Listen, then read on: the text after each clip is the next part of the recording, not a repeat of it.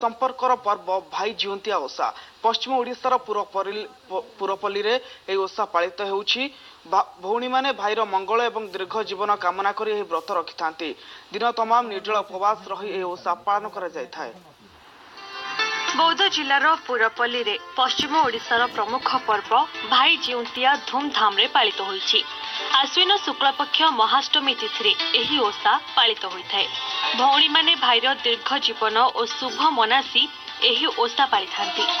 भौणी माने निर्जला उपवास रही निज भाईको मंगल कामना पाई 108 दुब बरकोली पत्र एवं 108 अक्षत अरुआ चाउल नहीं रातिरे गौरी देवी को अर्पण करिथांती।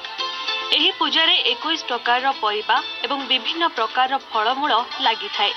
भौणी माने भाई को बंदापना करी भाई हाथ रे जिउंतिया को बांधी थांती। एथिपाई भाई माने भौणी को उपहार स्वरूप वस्त्र दान करिथांती। आटा चना आटा चाउल सब आमे चना गिलसु चना गिलके आइला परे सकाळु तापरे कळस बसई घरे पिठा पणा सब करी करी भाई को बसई करी भाई नु तापरे आमे ताको नुआ वस्त्र देई करी तापरे दुब साथ रुतरेसु एंता हिसाब रे हमर आमे पर्वटा पालन करसु। पश्चिम ओडिसा रे हम होचे बड़ पर्व। एटा भूग हमर जुगाड़ बसन खई लिया उखुडा के गुरे पागी करी जुगाड़ बसन जुगाड़ आर नडिया कदली सब एटा माने करी करी पूजा करसन।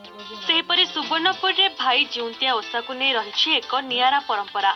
देवी दुर्गा निज देव प्रतिमा भाई महाबली एही ओषा करिवार परंपरा रहिछि। सेतिपई दुर्गा देवी अष्टमी पूजा परे भौणी माने पालन करिथांती भाई जिउंतिया ओषा।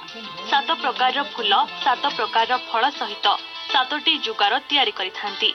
प्रतिटी भाई पाई 108 धूप 108 अक्षत अरुआ चाउल रे तैयारी जिउंतिया सह पूजा सामग्री नै भाईर मंगल कामना करी मां को निकट रे समर्पण करिथांती। निर्जला व्रत रही दुर्गा अष्टमी तिथि रे दुर्गा मेढ़ के जाइकरी आमे 108 दुब 108 चाउल करिकरी निजर भाईर आयुष आ मंगल कामना लगी वर्ष जाकर सुख दुख लगी मांकर पाखे प्रार्थना करसु। समस्त मिली मिसी करी सारा करी जे जार घर के जाऊं पहातियानु फेन उठी करी फेन सब नित्य कर्म सारी करी भाई मान को दुब छुई करी भाई भी भौणी मान को आशीर्वाद देवा भौणी माने भाई मान को आशीर्वाद देबे समस्त मंगल कामना। भौणी माने जेते दूर रे थिले भी बाप घर को वर्ष को थरे आसी एही ओषा पालन करिथांती, जहा कि भाई भौणी संपर्कर निबिड़तार परिचय देइथाय।